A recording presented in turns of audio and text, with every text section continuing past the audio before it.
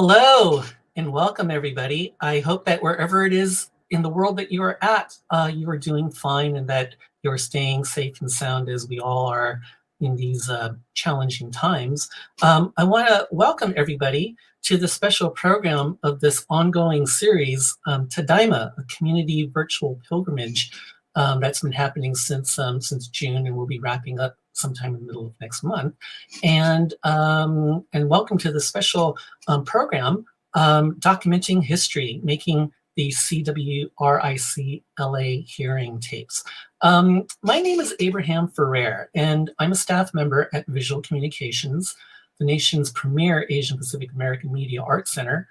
We were established in 1970, and this year we are in the middle of our 50th anniversary year, our golden anniversary year of service to the Asian Pacific American communities. So we're really, really excited, to have reached this milestone, and we are very, very happy, to be here to present this program. Just a little bit about what we're going to be doing here today. I mentioned at the top that visual communications has been around for like a half century, and one of the things that has been very distinctive about the organization is that through its many film and media productions and other activities, whether or not they be in creation, presentation, training and education, as well as preservation, we have consistently worked to meet the moment, as it were, in terms of what is happening in our communities and how we as Asian and Pacific Islander people, advocate for our, rightful place in this American society. And one of the, key moments of visual communications' existence occurred in the year 1981. Just to set things up a little bit, back at the end of 1980, the Commission on Wartime Relocation and Internment was formed as a way of fact-finding in terms of the relocation and incarceration of Japanese Americans during World War II.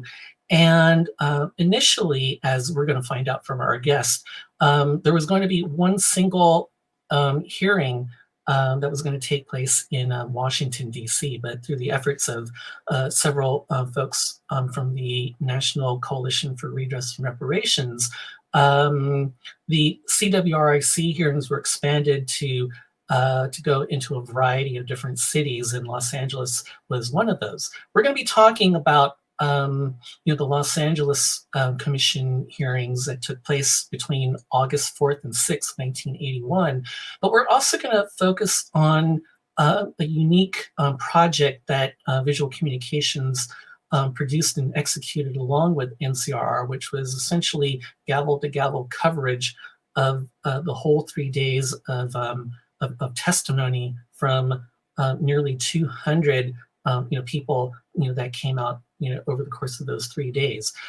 First, what I'm going to go ahead and do is we're going to go ahead and start off with a little bit of a short excerpt, highlight reel of work. Now, this was produced by Dwayne Kubo and a whole team of videographers from Visual Communications, and they took the whole 26 hours of testimony and activity and boiled it down to a little 11-minute highlight reel that gives you a little bit of a taste or idea of what was happening during that event, and by way of expansion, the kinds of activities that were going on at CWRIC hearings that took place in Washington, D.C., and Seattle, and San Francisco, Chicago, and other places, and what have you. So I'll be back in a few minutes with our guests, but for now, let's go ahead and roll that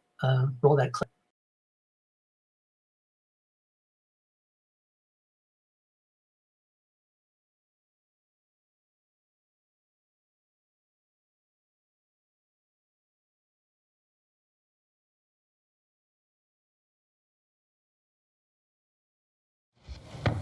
Good morning and welcome to the first of a series of field hearings that the Commission on Wartime Relocation and Internment of Civilians will be having around the country. A couple of weeks ago, the Commission had its first hearings in Washington, D.C. We are scheduled to have a number of hearings around the country so that we can carry out the mandate given to us by Congress and the President to look into the question of wartime relocation and internment of civilians during World War II. The trouble-free and relatively happy lives at all the other relocation centers can be attributed to a cultural trait of the Japanese clearly seen in the Issei but almost unheard of in their American-born grandchildren, namely the concept of gaman.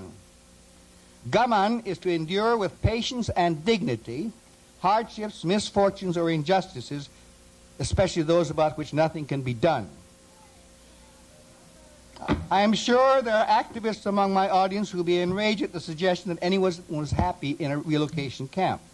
But how else, Mr. Chairman, can one account for the fact that for past many years, graduates of the camp high schools, for example, Amachi, Colorado, Minidoka, Idaho, Poston, Arizona, and others, have been holding 10th, 20th, and 30th anniversary reunions? How else can one account for the tremendous artistic output of these amateur... How else can one account for the tremendous artistic output of these amateur artists who, having time on their hands, turned out little masterpieces of sculpture, ceramics, painting, and flower arrangement?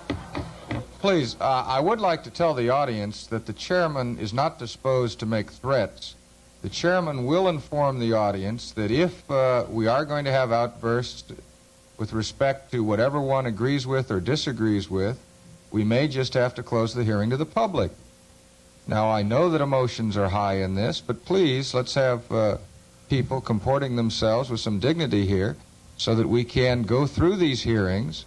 There are going to be a lot of witnesses. We're going to have 3 days of hearings. We're going to have evening hearings tomorrow. And if we start off on this foot at this point in time, it will be very difficult for us to continue with some deliberations here. My wife, a U.S. citizen, and her family were evacuated to Arkansas via Santa Anita racetrack. They received a telegram while in Arkansas, supposedly from Japan, that her family was being called back to Japan during the war and the American government had no other choice but to send them back. Upon reaching there, to their surprise, they discovered that Japan had not sent this telegram. It was later discovered that they were one family which was exchanged for the return of another family to the United States. Her father was killed by the atomic bomb at Hiroshima. Her mother and family were 20 miles away from the bomb site. I am led to believe that this is not an isolated case, and it is certainly an area that this commission should investigate.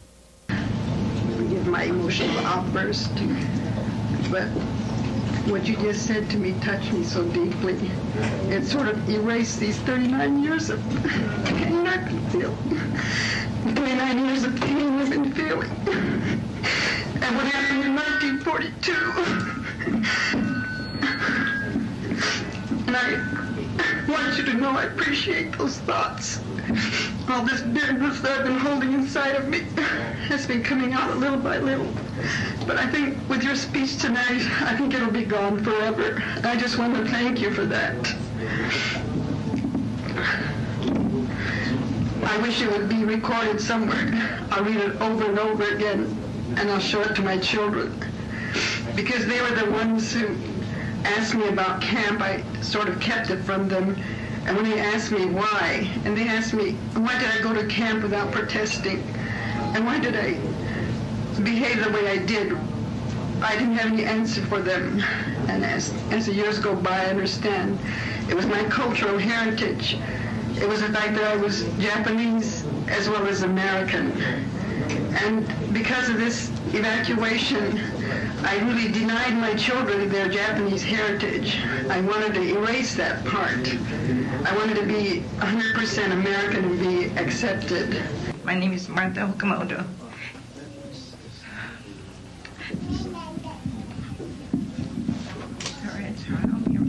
I will try try very hard, excuse me. My brother, as in regards to my brother James, who was killed in Manzanar, I've never been able to talk about this, but more people have come up to me and said I must speak out. My children, even my own children, don't know that my brother was shot in the back.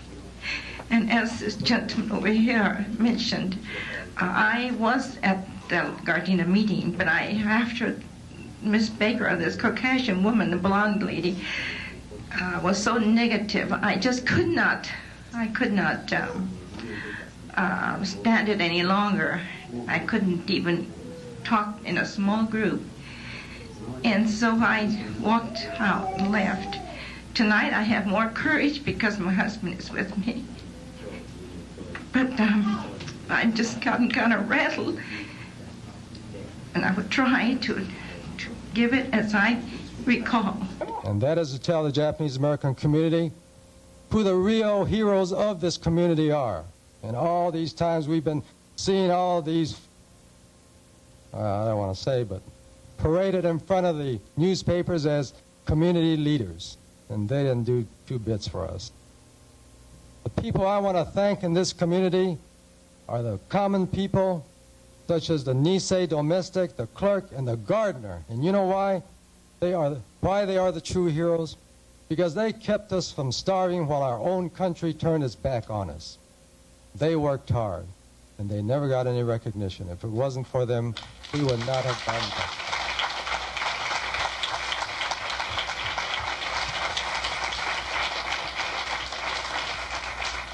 One last thing, and that guy ain't here. He was on TV last night talking about his flesh crawling. He crawls too much to suit me. And you know who he is. The only reason he wears a tam o' shanter is to keep his brains from spilling out. The National Coalition for Redress and Reparation firmly believes that this commission should place the priority on correcting the injustice and to submit the following concrete solutions to Congress. First, we ask the continuing education of the public about the truth of this event so that the American people of today and in the future may learn from and not repeat past mistakes. Second, we ask the Commission to recommend whatever is necessary and appropriate to overturn the legal basis for the evacuation order so that no branch of government can arbitrarily strip away the freedom and civil liberties of any group of people. Third, we insist that the government include those of other races and nationalities who suffered similar unjust actions of the government, including the Aleutian, Pribilof Islanders, and Peruvians, in our pursuit of redress. Fourth, we ask for a community fund to help compensate for the sociological damages done by the evacuation. And most importantly, we strongly call for direct monetary compensation to each victim of the concentration camps or to their heirs who were affected by Executive Order 9066.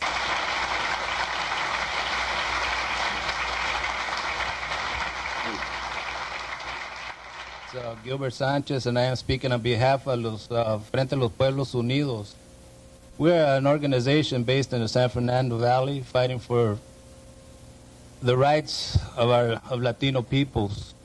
And I would like to put it on record right now that we in the Frente believe that the Latino people will stand behind the Japanese people for reparations.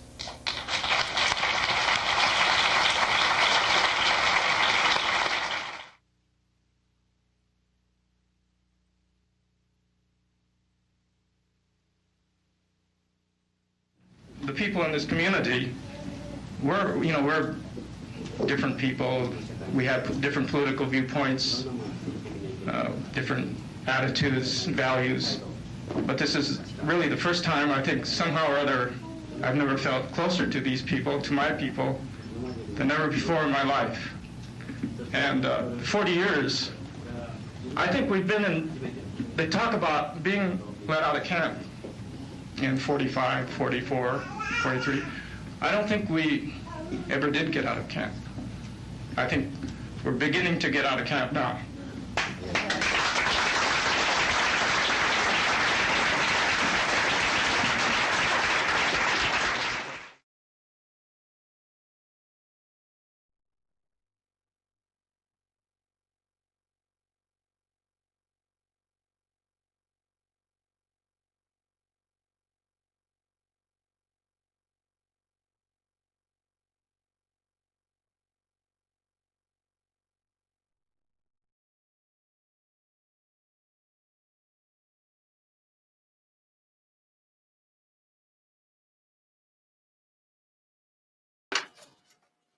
Hey everybody, we're back.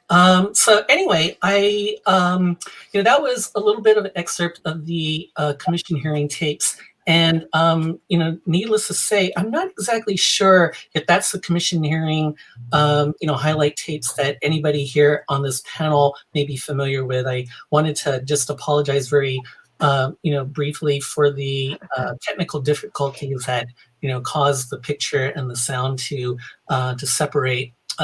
Dramatically and what have you. Technology, it's a thing. I think it's one of those things that happens in a COVID-19 environment and what have you. You just do what you got to do, right? So, anyways, what I want to go ahead and do right now is I want to go ahead and introduce the folks who are part of our presentation today. And if I can go in order here, I'm just going to go ahead and read this very quickly. First and foremost of all, we have Mia Iwataki, a founding NCRR member who was a contributing editor to East Wind magazine. She was the national press secretary to Congressman Mervyn Dimely, California, whose 31st district includes Gardena and Carson. She also produced KPFK's weekly Asian program, East Wind, and is currently a member of Nikkei Progressives. Hey, Mia, how you doing? Well, thanks for joining us. Also, we have Kathy Masaoka, NCRR co-chair, who has worked on youth, workers, housing in Little Tokyo, and redress issues since 1971. Currently, she works with the NCRR Education Committee, Nikkei Progressives, and the Vigilant Love Coalition to build solidarity and support for Muslims and others impacted by discrimination. Kathy, hi, and welcome. All right. Up next, we have Dwayne Kubo, all the way from San Jose, a co-founder of Visual Communications, who was the coordinator of sorts of the video documentation team of the CWRIC LA hearings. Retired from De Anza College, where he was the Dean of Intercultural International Studies. Dwayne is the creator of J-Town Community TV and a co-founder of the Silicon Valley Film Fest. Dwayne, how you doing? Hi, Yes. All right, and finally, we have Roy Nakano, who was formerly the director of the UCLA Asian American Studies Center's Student Community Projects Unit, and he was also a testifier at the hearings on behalf of the Gardena Committee for Redress and Reparations, also known as NCRR Gardena chapter. Currently, he is the chief counsel for SBA's National Disaster Loan Resolution Center. Roy, thank you so very much for joining us on a Sunday afternoon.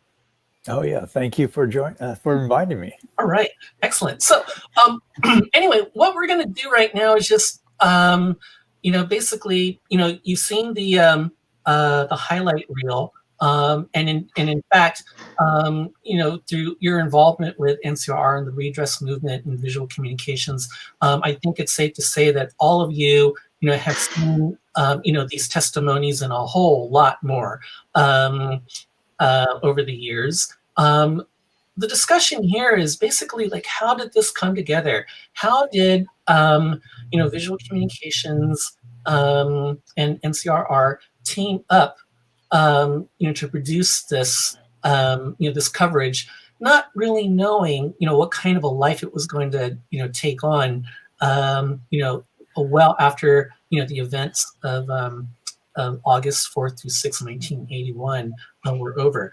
Mia, I want to go ahead and start off with you, because one of the things that we did talk about was that when we were talking about the formation CWRIC, that initially there was only going to be one single solitary hearing, and that was only going to be taking place in Washington, D.C. And you and other people from NCRR. You're taking over my talk. Basically, you and NCRR basically said, no, we're not going to do that and stuff, because we are all over the place and everybody needs to to be heard. So if we can go ahead and have you start off by talking about why it was important to not just have one single solitary hearing on the issue, and how did these multiple venues and in Los Angeles come about? Well, first I wanted to say that, the hearings really changed my life. The hearing room was electric, and for the first time, we were able to hear in depth, the anger, the strength, and the just stories of these amazing Issei, Nisei, and Japanese American people. And we hung on their every word. And each person who told their story had such strength. And their stories brought families together and brought our generations together. It was just really powerful. Yeah. To take a step back, the Commission on Wartime Relocation and Internment of Civilians was established by an act of Congress in 1980 to review the facts and circumstances of the executive order, to review the directives to the military and determine whether or not there was a military necessity to put Japanese Americans in camp, and to recommend appropriate remedies. Well, there were also two other bills at the time. NCRR was working with Congressman Dimley, who was the chair of the Congressional Black Caucus, to introduce a bill. And our Seattle folks were working with Congressman Mike Laurie, who introduced a bill. Those bills called for $25,000 in reparations right now for all the survivors and their heirs. And as we saw, of course, the commission legislation won. So in NCRR, we were pretty disappointed, although, we kind of suspected that would happen. Sure. We even talked about maybe boycotting, but we knew that these hearings were going to go on with or without us. And then we heard, as you said, that the commission was planning to have one hearing in Washington, D.C., where they would just have legislators and Japanese American leaders and academics. And for NCRR as a grassroots organization, we wanted to see Redress focus on the camp survivors and be led by the camp survivors. So NCRR lobbied every single commissioner on the CWRIC. And in fact, Lillian Nakano and I even met with Joan Bernstein, who was the chair of the commission, and she was a consumer protection and environmental protection advocate in the Carter administration. She said she was happy that NCRR sent two women to meet with her. But anyway, NCRR shaped the commission hearings because we demanded that in order to have meaningful hearings, you had to have it in every major city in the US that had a significant Japanese American population. And so what happened was we had 7 hearings in, we had hearings in over 7 cities. The commission heard over 750 testimonies in 20 days of hearings in Washington, D.C., LA, San Francisco, San Diego, Seattle, Alaska, Chicago, and New York. And this was a result of NCRR's advocacy. So as you said, the LA hearings were August 4th through 6th. And, over 161 people testified. And LA was the only hearing that had an evening hearing for people that worked or, weren't able to be free during the day. And that was the last testimony that I guess we blanked out with Bill. Yeah, and so I think it's really, really amazing and stuff. What I want to do is I want to go ahead and just show a couple of still images right now. I think that we were looking at a first one, and that was from day one, and that was the testimony of Senator Sam Hayakawa. These are from a selection of images that were made by former Gardena City Council person and Congressperson Paul Benai. He basically, documented much of of the hearing all 3 days. And, these images currently reside in the Paul Benai collection on densho.org. I want to go ahead also and contrast this with another image from something that happened a few days before the actual LA hearings. This was from earlier in the week, not this one, but an image from Westwood, UCLA, that shows George Takei and Mary Oda and another person. We're taking a look at another one and stuff. So anyway, but as we're looking at this, and I know that you guys have seen the images, but there definitely is a a contrast seemingly between what was being what NCRR was trying to to get across to this commission and what have you, and how things worked out. Obviously, Sam Hayakawa's testimony did not go over so good, but definitely, I think that the power of even those pre-hearings from people like George Takei and Mary Oda and and others was like very, very powerful. I think that we're going to take a second to find that image that I'm talking about. But Mia, in talking about the impact of ensuring that the hearings reached all a wide variety of different cities and involved as many voices as possible. Do you think that you guys pretty much accomplished what you were trying to set out to do, not just basically like have it just like one little single little event in Washington DC that may not be accessible to to the people that whose voices needed to be heard? Kathy, did you want to? Go ahead. Okay. Yeah. Well, it felt like what we were seeing a lot in our community, that there were certain, as Jim Matsuoka pointed out, maybe self-appointed leaders that put themselves in front of the redress and reparations struggle. And yet there was this whole grassroots movement that NCRR was involved in that really wanted to put the people who had suffered all these years up front. And so there was a lot of work that went into working with the testifiers. And I think, Kathy, you were going to talk about that. Yeah. Yeah, Kathy, what kind of work went into getting all those folks together? I know that we can't exactly speak towards all the other cities and what have you, but from Los Angeles, just getting all these people who probably were very hesitant or reluctant to get that all out on the table and what have you. What kind of work and what effort did it take for NCRR to be able to like pack all 3 days, in even like an overflow evening session? It took a lot of effort, Abe. I think we fought for hearings in all the cities. We wanted to fill the 3 days in one night.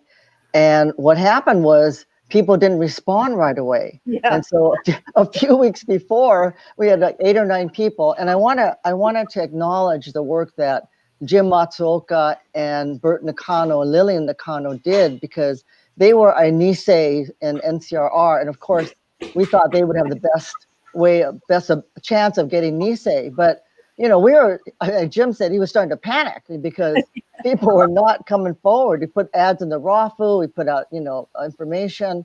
And finally, he told all of us at a general meeting, you all have to testify because we got to fill those testifiers. And so a lot of us did. I mean, I ended up testifying myself because we submitted our names. But, it took a lot of effort. And I think we realized Nikkei and people that had gone through the camps were not going to just open up that easily. They hardly talked about it at all. So it took a tremendous amount of effort preparing people. And I also wanted to give homage to the Issei who testified. Because they testified in Japanese. Well, they almost didn't testify at all because the commission was running late, and they said you could just submit it in paper, in writing. It was like, what?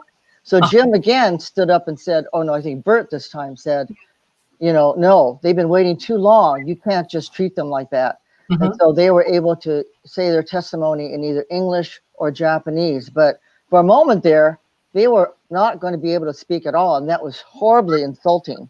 Yeah. And I also want to say that Jan Tokumaru in San Diego, they brought up people to testify at the LA hearings, and they worked a lot with their people there, you know, house meetings and earlier. All of us have house meetings to try to get people to open up, you know, but yeah. So, one point. I think you heard Martha Okamoto talk about her brother being shot in the back. Oh, yeah. Yeah, and she was one person that actually responded to the ad. She called Jim at his work, and he realized he needed to listen to her. And she testified kind of, yeah, he listened to her story, and her testimony was so powerful. I mean, I think it took a lot of work, a lot of time, a lot of energy, a lot of support.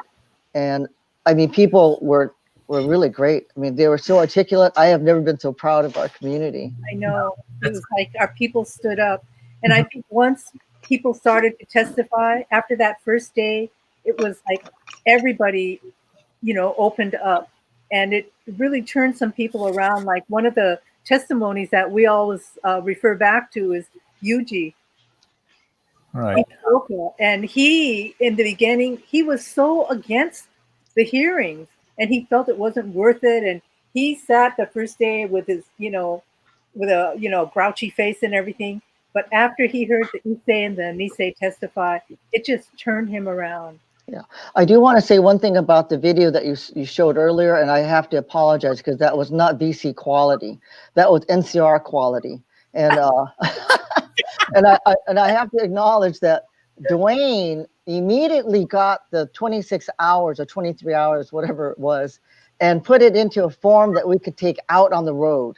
And that was invaluable. That was really the purpose of it. Yeah. Great. At this point, I'm going to show a couple of more pieces by Paul Panay. You know, he was really Johnny on the spot, you know, all 3 days and stuff. And then this first image is the testimony of Charles Hamasaki. And I think that was a very, very, very animated testimony. He basically, if I'm not mistaken, he was describing the night that, you know, the FBI and the feds basically like, you know, barged in and, you know, and took, you know, their father and, you know, what have you. Very, very animated to say the least. And then the second piece that I wanted to show was the testimony of Amy Iwasaki Mass, who was a clinical psychologist, and I believe at the time she was an associate professor at Whittier College. I don't remember, you know, what have you. At this point, what I want to do is I kind of want to bring Dwayne, you know, into the picture, you know, to talk a little bit about, you know, how, you know, NCRR and, you know, again, visual communications, you know, hooked up, you know, to produce this, you know, this documentation. Thanks, Abe. So in many ways, I think the commission hearing shoot was very typical VC, meaning that we had no money. We didn't have a crew together. We didn't even have the equipment to shoot that event. So we just kind of started from scratch and started to put it together. However, I would say that by the commission hearings, we had 12 years of experience in VC in documenting community events. And so it was a real natural event for us to cover. We knew that the commission hearings were going to be important. We knew that we'd have to shoot them. We didn't have the proper equipment. I borrowed a 1/2-inch VHS recorder from Art Nomura. I remember writing a proposal to NCRR for $400 that Jim Matsuoka took and wondered about, but we didn't even have the $400 to buy VHS tapes. And by the way, we shot 1/2-inch video, which was, even then, I mean, by then we had kind of graduated to 3/4-inch cassettes, but we knew that it was going to, I had actually estimated that the shoot would take about 40 hours. And so I do remember asking Jim if we could buy 40 one-hour tapes for $9.95 each. So we proposed a $400 proposal to cover the cost of actually shooting that event. And by the way, I think later we're going to see that I counted the iconic photograph from Roy Nakano Yeah. of the entire commission hearings room. But we were scrunched underneath the commissioner's table for many, many hours, shooting the people that were actually testifying. And as people said before, the testimonies were just so moving. I mean, I could remember tearing up and literally crying while trying to focus on some of these people giving testimony. But the testimonies were just so powerful. Oh, yeah. I think at that point we knew we were getting very historical material. Oh, yeah. This was going to be a great document for our community. Yeah. I name-checked Paul Benai's picture of Amy Iwasaki Mass's testimony. I'm going to go ahead and put up right now a screenshot of her testimony as captured by the visual communications cameras, what have you. And just by looking at this, the way that you had, tightened all the shots, it was very, very clear that, for all of these people, they deserve their minute. And, you intentionally wanted to be very, very intimate with each of those testifiers and what have you, because, the power, of that image of Amy, talking about the effects, of internment and incarceration, is really, really powerful, whatnot. Roy, I wanted to, go to you because, of all the people that are here on this panel, you and I, have this kind of thing because, like, we rode, from UCLA together to downtown to the courthouse on a couple of those days and stuff. I basically was tagging along, and you were basically there as both a testifier and representing, the UCLA Asian American Studies Center. Dwayne was referring to an image that that you had made, which is essentially like a panoramic shot of the the courtroom and stuff. So clearly, clearly what's happening was that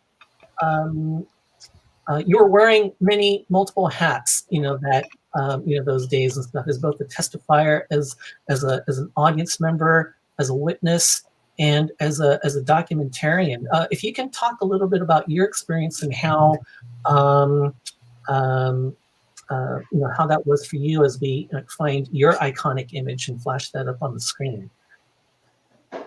I think everyone was wearing multiple hats at that event. I mean, not just myself, but if you look at some of the other images that people refer to, like later on, we're going to see the one by Chris Matabayashi with Lillian Baker and Jim Kawaminami. I mean, she was there as a reporter, but she was also there as someone who is very much involved in the organization and getting the Issei, Nisei, and others to testify.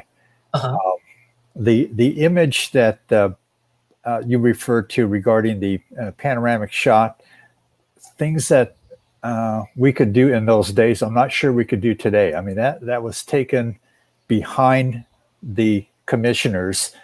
Today, I think because of security concerns, they would probably not allow this to happen. But essentially, it's just crawling back behind the commissioner tables and just making sure that we could picture everything. We had a wide angle lens in order to capture the entire audience. And luckily with the black and white film, we were able to get a pretty decent shot.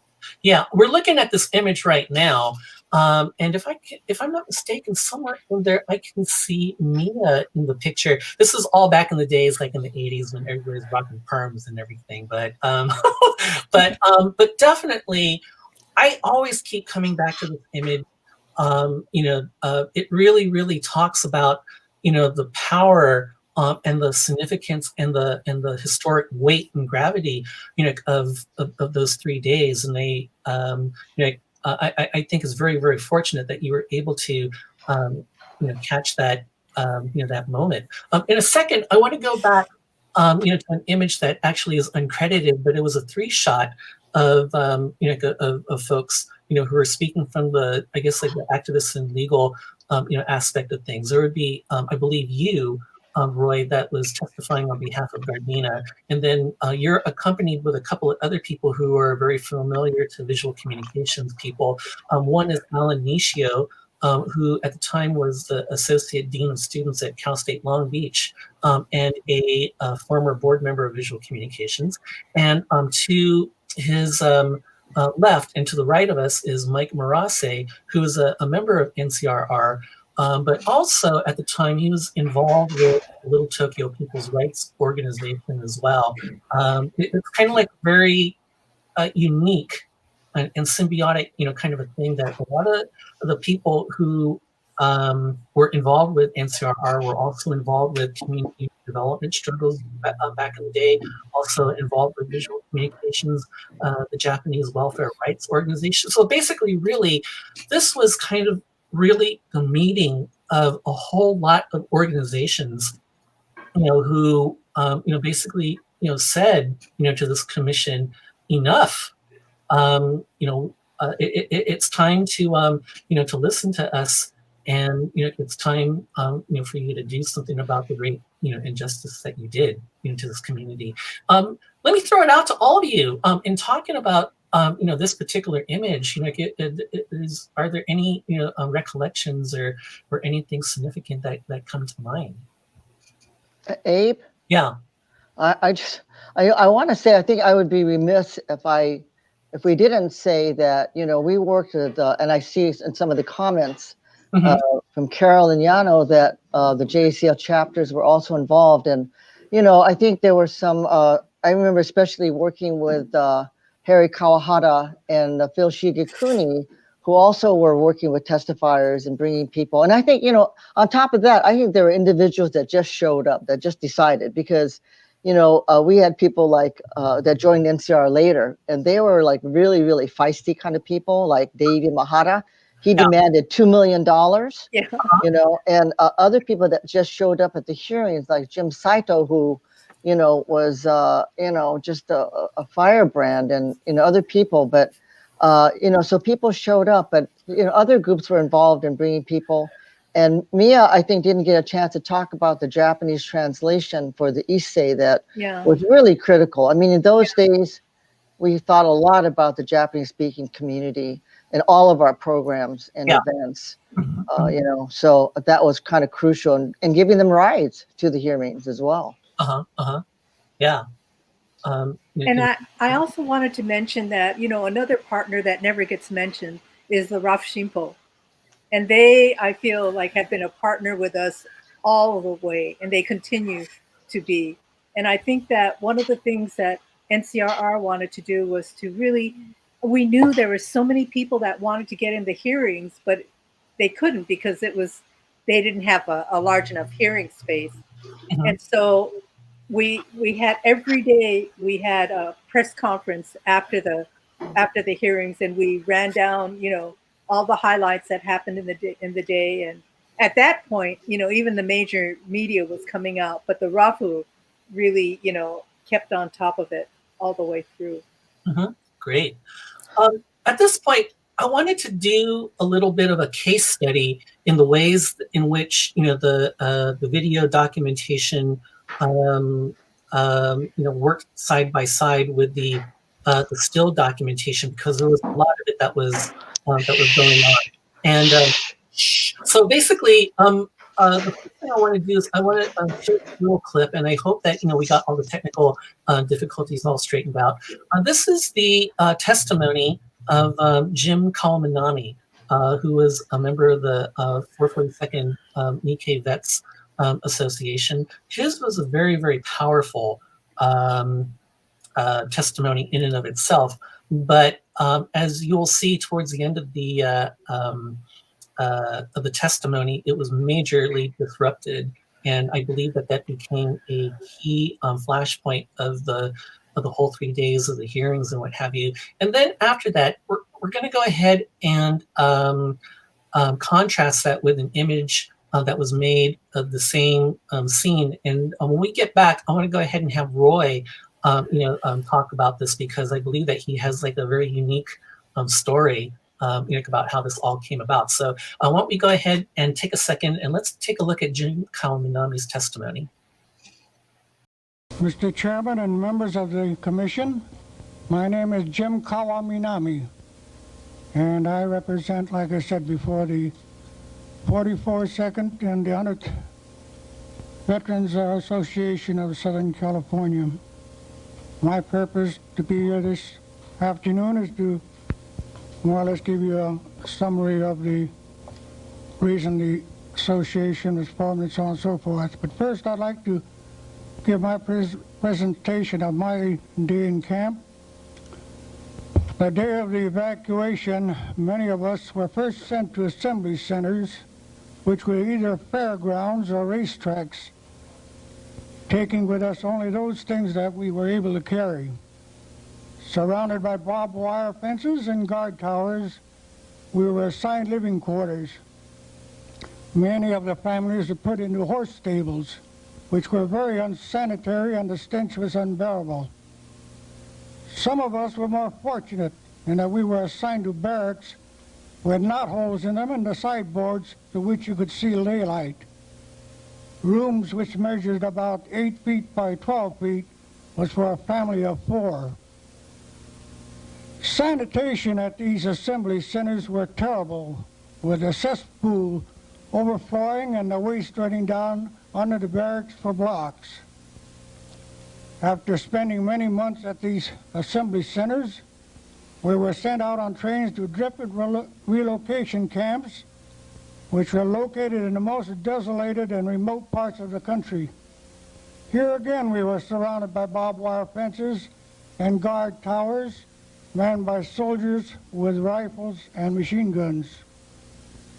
It is at these desolate camps that the Japanese people had to endure extreme cold in the winter and dust storms and extreme heat during the summer months.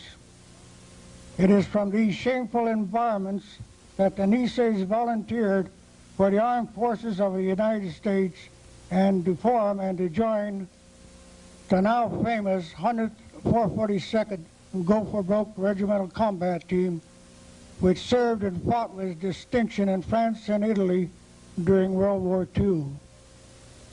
I won't go into the battles and declarations that were won by the men of the regiment, for I'm sure by now you have read the statement to the Commission by General Mark W. Clark on July 14, 1981.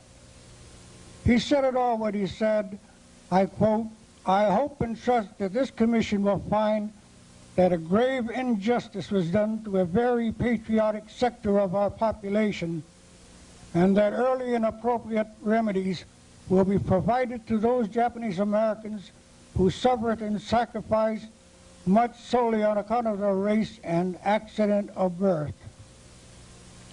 We of the 100th 442nd Veterans Association of Southern California concur with the redress and reparation of those people who were unjustly incarcerated in concentration camps during the war. As my final statement, I would like to read the resolution that was drawn up by the 100th 442nd Veterans Association of Southern California. Whereas on February 19, 1942, by Executive Order 9066, Franklin Delano Roosevelt set into motion the forced removal from the west coast of U.S. of approximately 120,000 Americans of Japanese ancestry, including among them their parents who were permanent residents of this country, and whereas the constitutional guarantees of this country were arbitrarily suspended as to only this specific ethnic group, thus depriving loyal Americans and law-abiding aliens, residents of this group, their constitutional rights, and whereas the vast majority of those persons who were removed from the West Coast were detained in U.S. concentration camps, and whereas from these very camps came forth the volunteers that promoted the formation of the 442nd Regimental Combat Team and later provided most of the replacements for the 144nd Regimental Combat Team's battle casualty losses. And whereas the 442nd Regimental Combat Team, which included the 100th Battalion, became one of the most highly decorated units in the U.S. Armed Forces by reason of their exceptional contributions to the successes of the 5th Army in Italy and the 7th Army in France during World War II. And whereas on July 31st, 1980, the President of the United States signed into law PL 96-317, a congressional bill creating a presidential fact-finding commission to investigate the circumstances that brought about the forced removal of Japanese Americans, including parents, relatives, and friends of the members of the 100th 442nd Regimental Combat Team. Therefore, be it resolved, the 442nd Veterans Association of Southern California supports and urges the Presidential Commission fully and adequately implement the purposes and objectives of PL 96-317 and wherever appropriate recommend equitable reliefs. Dated 8 January 1981, signed by the 6 officers of the association.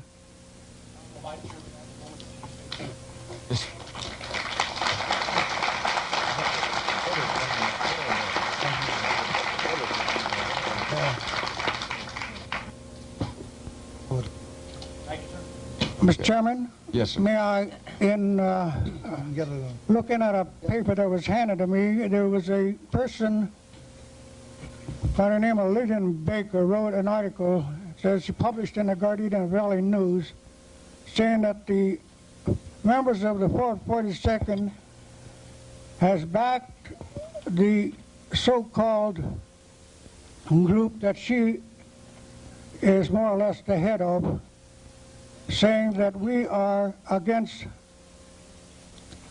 all the things that we thought good. She says that the 442nd spokesman wrote to Supervisor Hahn and had a letter published in the Gardena Valley News and Ethnic Press stating that we are Americans, Japan was the enemy, that flag is our trophy. In other words, she is talking about a rising sun flag that was trophy that was put in the Patriotic Hall by some patriotic army group, and she claims that a lot of people are against that, which we have never, the 44th has never said anything of such to anyone. No, wait. I'm sorry.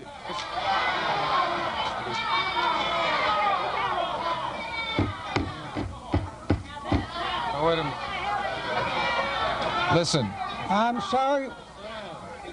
If we have outbursts like this, we're going to ask people to be removed.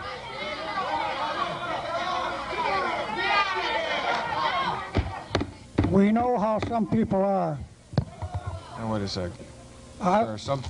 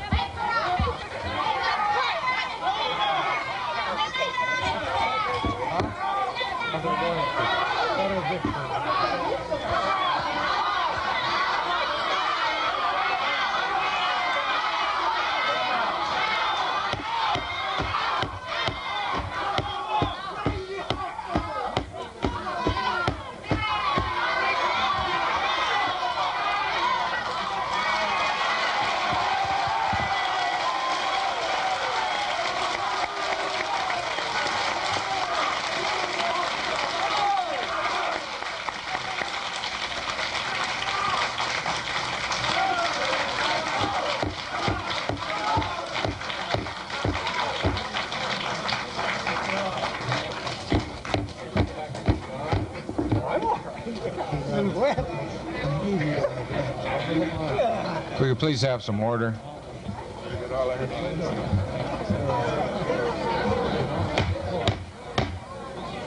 Could we please have some order so the panel may continue? Thank you. Thank you, Mr. Chairman. Now you can all see what kind of people we have to put up with.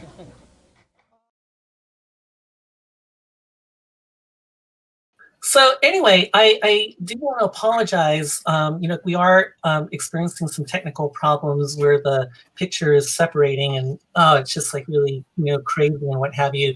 But just to answer a question that we had from a Mickey Takamori as to whether or not there were Nikkei vets who testified as part of the hearings, the answer is yes. And although my memory is kind of like not all that great these days and what have you, I do know that Jim was one of the lead testifiers on behalf of the 442nd Vets Association, and there were quite a few others, if I am not mistaken, and what have you. Abe? Yeah. Abe, I think the question was World War I vet, and that I don't recall. There were several World War II vets, but if someone is interested, they could also look in this book, Personal Speaking Out, that Eiko Herzig put together about all the hearings. And in addition, we have our, of course, our DVD and a summary of all the testimonies and who they are. Yeah. So you can find that out, but sounds good. I don't recall World War I vet. Yeah. Abe. Okay. Abe, if we could for a second. Yeah. What's up, Mia? I just want to say for the people that missed the clip, yeah. All that ruckus was about there's a horrible woman named Lillian Baker who rushed this. Okay. Yeah, if you could, that's actually what I wanted to get to right now. So basically, what I want to do right now is I want to go ahead and flash up, this image. I did mention that there was also photo documentation of that moment, and one of the iconic images from the hearings was by a young woman named Chris Maru, who was affiliated with the League of Revolutionary Struggle, and she was basically like on the job, during that event as part of Unity News magazine. And as we basically like show that particular image, which is essentially like a black and white distillation of all the ruckus that was going on, like in the video that we unfortunately could not get a chance to see. Roy, let me go ahead and start off with you, since we're talking about visual photographic imagery and what have you. Apparently you had a story to tell about how this particular moment came about. If you can go ahead and share that with us. Oh yeah, before I do that, I want to just mention that it's Chris now goes by Matabayashi, which is the actual ancestral name. The name was shortened at one time, but it's now back to Matabayashi. She did say that she's going to try and tune in to this session if she could get her granddaughter to sleep. So anyway, she should be hopefully tuned into this. Mm-hmm. But this incident, what was happening was Lillian Baker, who headed an organization called Americans for Historical Accuracy, was a proponent of the Japanese American incarceration. And generally regarded as a camp denier, and she was passing out flyers at the event. Her, along with the lady you could see right behind her, Rachel Kawasaki, another person who was also with the organization.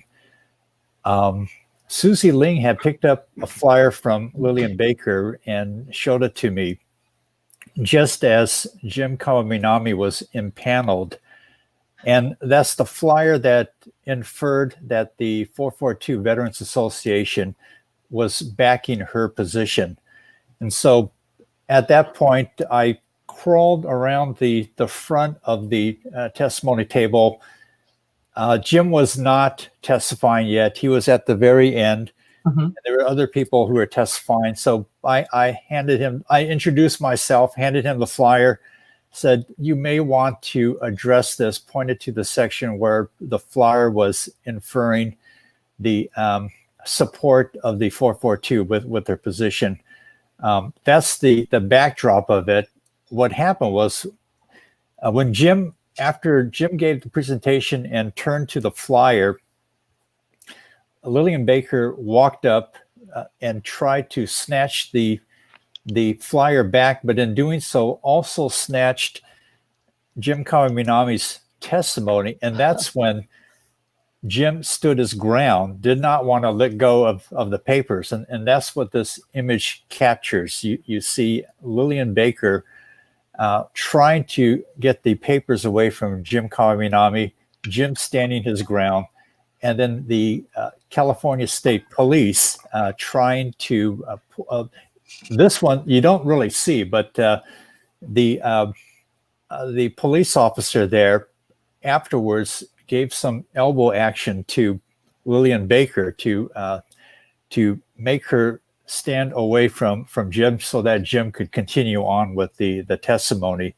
And then also what you didn't see was the police escorting both Rachel Kawasaki and Lillian Baker out of the commission hearings. So that's what happened.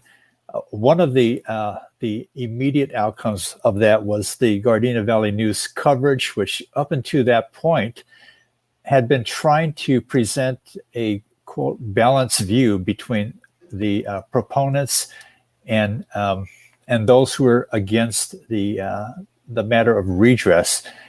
Interestingly, the Gardena Valley News coverage took a significant, more supportive role for the Japanese Americans thereafter.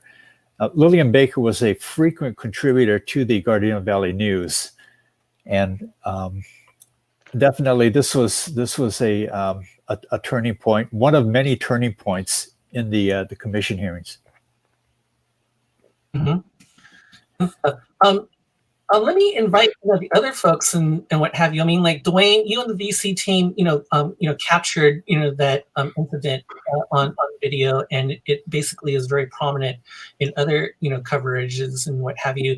Kathy and Mia, when you take a look at this again and go back to this, was this the moment, that you and the other NCRR people said, okay, this is getting real now. We're in a fight. Right, because this was in 1981. Redress would be achieved in 1988.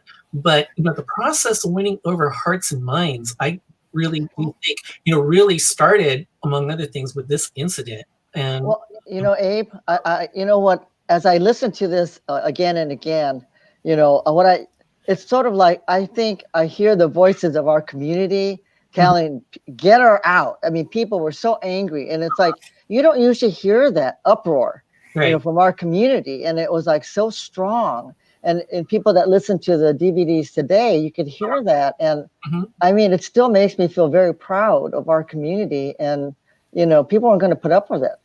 Oh, sure. I remember, and we couldn't see it in the clip that we provided, of all people, Evelyn Yoshimura just basically waving bye-bye.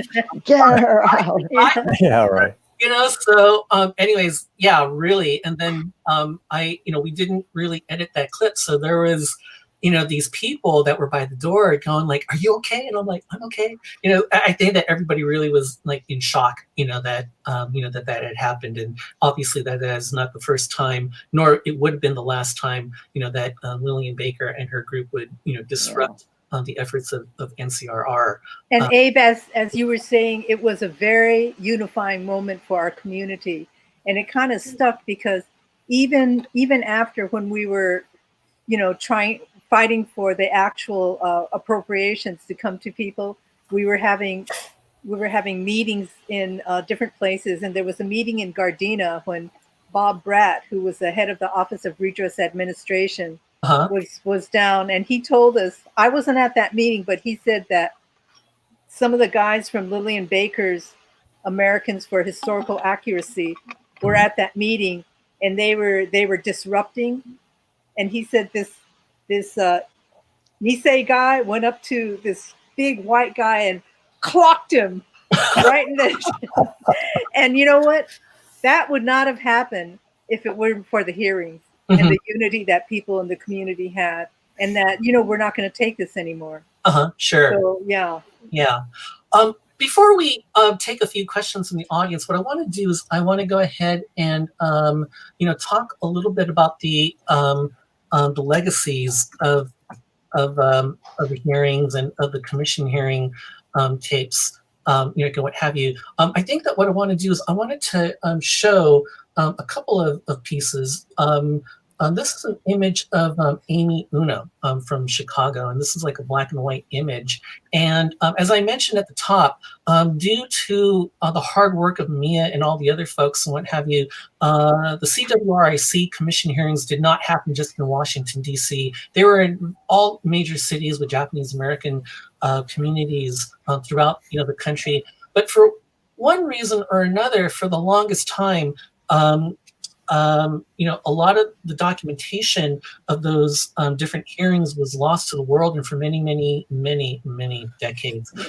DC and NCRR's documentation of this event was really the only, motion picture evidence that this historic event took place. And with the discovery of the Chicago tapes just last year, through the efforts of folks, by Ryan Yokota and others, and digitized, through the initiatives of Renee Tajima Pena and highlighted in her recent Asian Americans documentary, I think it's fair to say that we're finally beginning to see the fuller picture.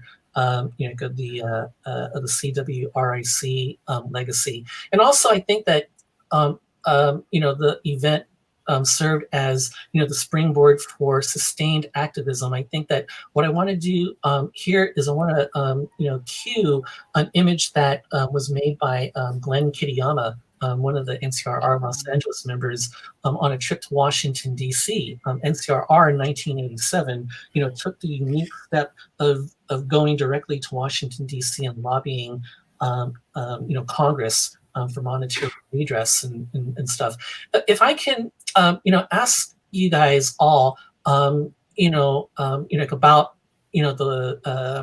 the impact, of, the CWRIC and how, within the context of a lot of things that were happening during the 80s, such as the struggle to free Chol-Soo Lee, justice for Vincent Chin, the anti-Marcos movement and the People Power Revolution, and whatnot, and a whole bunch of other things that I'm kind of like blanking out on right now. Within that context, how do you see the impact of NCRR and CWRIC and the commission hearing tapes in terms of galvanizing the community? Whoa, that's a big question, Abe. I know. But so two parts. Can I just? I really want to go back to the commission hearings. Really, I think made all of us as third generation Sanse, after hearing people, just gave us a whole lot of new energy. And we had, because we had the video, we could take it out and then build that movement in the community and educate the American public. So it was so invaluable in having the video, but also I don't think we would have moved on if we hadn't heard those stories, frankly.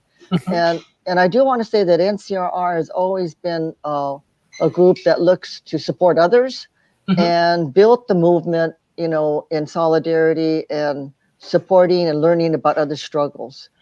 So I think that was important. But I do want to plug TOC later, Tales of Clamor. Yeah, very good.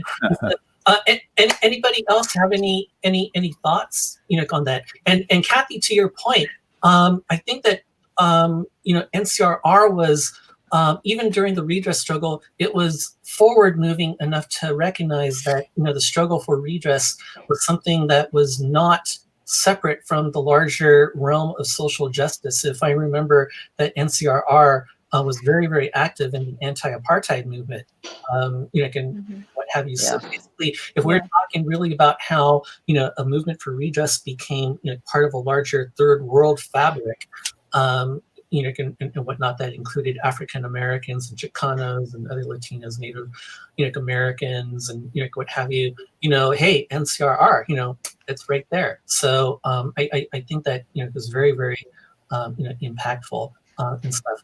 I think NCRR enjoyed support from other communities too. Even at the level of Congress, the first people that were in support of redress were the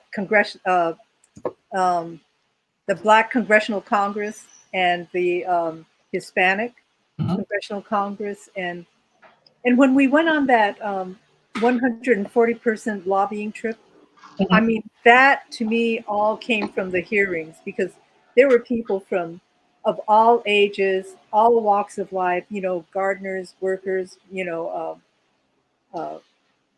grandmothers, little kids. It was just a really powerful experience. And I think that what we did on that delegation was to put a human face on the issue for members of Congress. I think it was really important, regardless of what other people say. I see. That's great.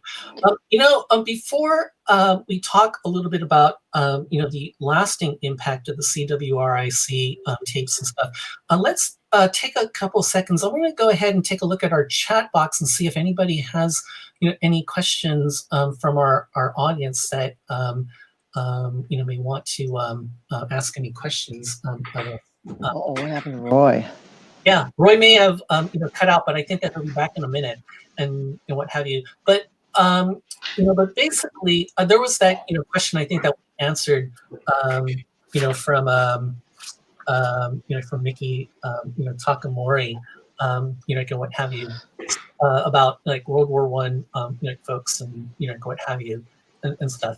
Most of the people that were testifying, you know, Kathy and Mia, you did mention that there were some Issei, you know, who testified, but a lot of the folks were, you know, were Nisei, and Sansei folks, and what have you. And I did mention the fact that, you know, the fact that I saw some of my own peers testifying, you know, and what have you, like sharing the OPSU people and what have you, that really, that, you know, this was really a multi-generational, you know, event that, you know, demonstrated that the impact of relocation and confinement really had a lasting impact on subsequent generations of Japanese Americans. And for that alone, I think it was like very vital, you know, to, you know, be able to have those younger voices, you know, in there as well, to show that it wasn't just, you know, just like a strictly Issei and Nisei thing. Yeah. Is this where we're talking about Tracy Kato Kitayama and Tales of Clamor? Well, you know, what she picked up on was the fact that the silence in our community was broken, and how difficult it was to break that silence, but how powerful it was at the same time. And so after seeing the commission hearings, I think Tracy created, and with Kennedy Capasadas, created this really remarkable performance called Tales of Clamor, which we hope that it will be seen across the country. And I know that San Jose is perhaps going to, it was shown in LA, it was done in LA for several weekends, but it requires a lot of, it has trapeze and all this other stuff in it, but hoping that it could be launched again. And so San Jose may be the place that it starts off, we hope. Right, Dwayne? Yeah. Okay, I hope so. Well, while we're waiting for Roy to get back, I did want to address the question from one of our viewers, Robert Shoji. Hey, Robert, how you doing? He wanted to find out if any of you, as well as Roy, ever get a chance to speak directly to Lillian Baker, whether or not it was like for a formal sit-down interview or, you know, or what have you. I kind of remember there was a Sunday morning interview thing on the local, you know, Sunday talk shows and stuff. And I believe that Lillian Baker and John Saito, who was formerly the Pacific Southwest chapter of the JACL, were basically like, you know, speaking, you know, and what have you. I was going to say that, you know, if nothing else, Lillian Baker is a very forceful speaker. And you know, and John, you know, he was like, you know, quite, you know, purposeful. But I kind of think that, you know, if John Saito was changed with somebody like, say, like Amo Nishida, there might have been like a bloodbath on stage. It kind of like is a kind of a different, you know, thing, you know, most definitely. And so, you know, so you know, basically, like, you know, has anybody had a chance to actually speak directly with Lillian or anybody from that organization that she headed, any semblance of a rational discussion or what have you? Anybody? No? I don't know. It was almost like a waste of time, but I know that, they were just verbal sparring it was like she followed every meeting that took place in the Gardena area. She was there. Mm-hmm. Mm-hmm. Or leave phone call messages about the American soldiers who were at the bottom of Pearl Harbor, things like that. No, we didn't engage her. Yeah, it was like a waste of. Yeah. Kathy Tokodomi mentions on the sidebar that Lillian Baker galvanized the Nikkei early on, and she thinks actually she contributed to the turnout to the hearings. So, all right. Yeah. That's great and stuff. So I have a question here coming from John Tonai. Hey, John, how you doing? Thanks for joining us. Was there tension between Japanese Americans who wanted to testify / fight for reparations and those who didn't want to rock the boat?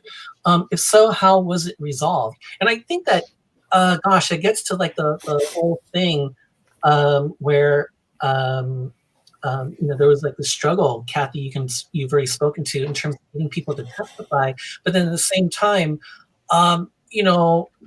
it is a reality that the experience of having been eviscerated through the experience of relocation and internment, really had such an effect, on people in the community that for many years they didn't want to speak up about it. Again, I think that passed down to their children, people in the Sansei generation, who were basically obliged to live under an early iteration of what we now know as the model minority construct, in which you got to do so much better than Joe or Jane America, because then that way nobody will screw around with you. Nobody will question your bona fides and what have you, and and whatnot. So if you can speak to that question.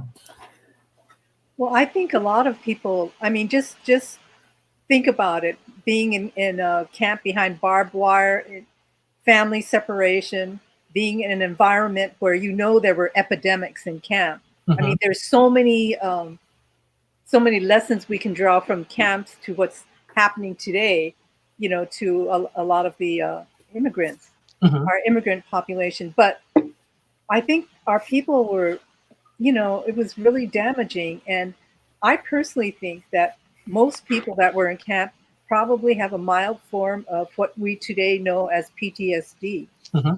And so sometimes, it never leaves. But if I can be snarky for one moment, there were so many, the people that were not for redress and reparations, that spoke out strongly against it. And there weren't that many of them. But I noticed that when the $20,000 checks came, I didn't see anybody refusing it or saying, I'm going to just donate this back or whatever. And it just felt, I don't know, sometimes it felt hypocritical. Uh-huh. Yeah. The Dan Lundgren, who was the chair of the commission, was very vocal in being against reparations all the way through. But even Dan Lundgren, in the end, decided that he didn't want to go down in history as the anti-reparations congressperson, and switched his position and supported it. Oh, really? When did that happen? Yeah. Oh, yeah. Uh-huh. Because that's the other interesting thing. Uh-huh. Dan Lundgren, he spent more time doing television interviews than he did being on the panel with the commissioners when we were having the hearings in LA. And his stance just for NCRR and other groups, we will not forget it. And so when Dan Lundgren decided to run for the treasurer, to be treasurer of the state of California, we sent people up there to testify against him. I was one of those people. And it was really interesting because the other people testifying against him were medical workers, garment workers. I mean, it was the all kinds of unions. Everybody. I mean, he had turned off and turned away so many people. He just had no chance. There were so many people testifying against him. I want to speak to that last question. There's also a question about the time limit. Yeah, there was a time limit for people at the hearings because they were getting very late, and that's why they were going to cut off the ESA from testifying at all. But you know, the thing about the tension between fighting for reparations or keeping quiet, I think that goes on today within our community. Do we follow the people that were resistors, spoke up, stood up for their rights? Or do we be the so-called whatever, you know, go along with the status quo and be quiet? I think that that's a decision that we're always making as a community, and you know, made in the camps and made it up until now. So it's something that, I mean, I feel like, I hope that we will speak up. That we've learned from Redress that we have to speak up. Yeah, definitely. Also, regarding the time limit, there was early on attempts by the commissioners to keep each testifier to a very strict time limit. And really, it wasn't up until the time that Jim Matsuoka erupted, which was another flashpoint in the hearings, that the commissioners backed down and decided take all the time you want. Yeah. I remember that. He basically basically let them have it, and they basically said, okay. You know, whatnot. And that last question came to us, you know, by author and filmmaker Kim Mochizuki from Seattle, the novelist and co-director of the 1980s film Beacon Hill Boys. So Ken, thank you so very much for that question. It's good to hear from you. Good to know that you know, you're here joining us you know, today and stuff. What I want to do right now, if there aren't any other questions, and I'll scan to see if there are any, is that I want to go ahead and finish up on that final image that I prepared for folks. And this is from December 15th, 2017. And what had happened was that in the years since Redress had happened, Visual Communications and NCRR basically took the 26 hours of the CWRIC LA Commission hearing tapes, preserve them, knowing that at that time there were no other tapes from any of the other cities that anybody could find, and repackaged the whole thing as a 13-part series called "Speak Out for Justice." On this particular occasion, some of these folks here. That includes Evelyn Yoshimura and I believe Jim Matsuoka and Sumi Seki, I believe it is. Yeah, Sumi Seki at the end. Yeah, and stuff. Harry Kawahara. And Kerry Kawahara all were able to talk about the impact of the tapes and what have you.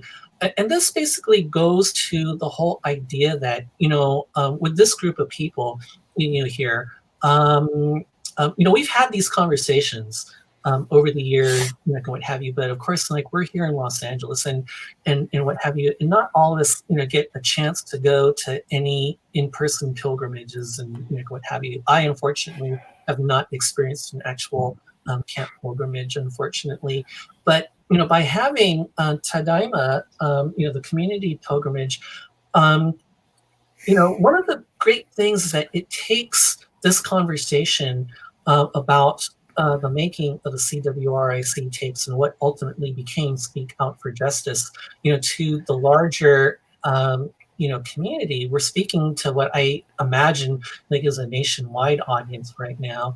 and basically sharing stories about how we reclaim history, how we reclaim, our heritage and our memories of things that, happened to us and, what have you, and how very easily, this heritage can become lost if, we don't, take care of it and make sure that it is there for everybody to experience and to learn from, what have you. In the few minutes that we have, before we wrap up, I wanted to invite, folks, to summarize, the impact of the making of the CWRIC commission hearing tapes here in Los Angeles. Dwayne, let's go ahead and start off with you, because unfortunately we weren't able to see the end credits. There were nearly 20 people from Visual Communications that were basically coming off of the Vaitafe Running Waters production, to basically do what essentially amounted to one last rodeo, before Visual Communications transitioned over into being a full-service media arts center away from being a filmmakers collaborative. Can you talk a little bit about the impact of creating those tapes, with the Visual Communications, crew and the lasting impact, that those tapes have had? Kathy started to talk about Tales of Clamor, and when I saw that in LA, I thought that was great. Probably the best use of the commission hearing tapes that I've seen. I mean, I know we use them to organize our community, but in a creative way, that was really amazing. And I would love to see something more like that. In fact, I was going to say that there's so much good dramatic material in those testimonies that a feature film should be considered by one of you filmmakers out there. There was even more drama around Lillian Baker, because in addition to the actual physical attack in the hearing room, the evening before and the morning of the hearings, Americans for Historical Accuracy threatened to disrupt those hearings. And so we had people also ready to try to deal with that. Yeah. So there's a lot of behind the scenes drama that was going on in addition to the actual hearings. There's plenty that we could bring out. Yeah, we have less than 2 minutes. Roy, Kathy, then Mia. Definitely, the hearings had an impact on the writ of coram nobis court case that happened thereafter. It was really the uncovering of Freedom of Information Act information that really came out of the commission hearings that led to Fred Korematsu being able to go back into court and fight the criminal conviction. That also led to Minya Sui and Gordon Hirabayashi doing the same. So just in terms of court cases, it's had quite an impact. Great. Kathy? Yeah, I want to ditto both Dwayne and Roy and just say that, I mean, the truth is coming from the people. So these stories are real history. And every time I see it, I learn something new. And I think that I really would encourage people to see them and listen to them, because these people are not around anymore. Yeah. And Mia, last word. I ditto everyone. And every time I see it, I not only learn something new, but I keep crying. It's so moving. And especially I want to emphasize what Dwayne said about Tales of Clamor, how well they use the commission hearings to and just put life into the whole struggle. And I think Tales of Clamor can bring this experience to the generation that wasn't able to come to the commission hearing and bring it to life. And I think that's really important right now. Because of these hearings, I think our community is supportive. Like after 9/11, our community stood up for the Muslims. During the detention of immigrants, our community knows that we don't want those camps used for detention centers. And even how Little Tokyo responded to some of the Black Lives Matter protests, I really think the camp experience and the hearings and winning that victory of redress and reparations has really brought our community to a different level. Excellent. And I think on that note, we'll go ahead and end it right there. I want to thank each and every single one of you for joining us today. Kathy, Mia, Dwayne, Roy. We were talking about the CWRIC Commission hearing tapes, and if anybody is interested in checking out all 26 hours of them, as I mentioned, Visual Communications and NCRR did preserve them and are marketing them right now as a 13-part series called Speak Out for Justice. There's 13 episodes, or else you can also access the Reader's Digest condensed version and stuff. And then plus Mia is showing a book that NCRR produced on the grassroots struggle for redress and what have you. And if you want to find out more information on Visual Communications and Nikkei for Civil Rights and Redress, there's information at the bottom of the screen. Very quickly, I want to send a shout out to the people who helped organize this, and that was Aaron Ayama, Kimiko Mar, and Hanako Wakatsuki Chong from the virtual pilgrimage group. I also want to thank Royce Durazio for helping us. I know that those videos, it's like, but we did the best that we could. And we want to also send a special shout to Clement Hanami, who who also was involved with getting this project started and what have you. I also quickly want to mention that a couple Visual Communications productions, Dwayne's Cruise in J-Town and Ellen Kondo's I Told You So, are now streaming at the TADAIMA Virtual Film Festival. And later on this week, if you check out the Week 8 program, one of our fellow NCRR members, Steve Nagano, will be doing a short program, if I'm not mistaken, talking a little bit more specifically about the Speak Out for Justice series and what have you. So anyway, that's it for all of us, and I want to thank all of you once again for joining us. Thank you. Thank you to Donna. Yeah, thank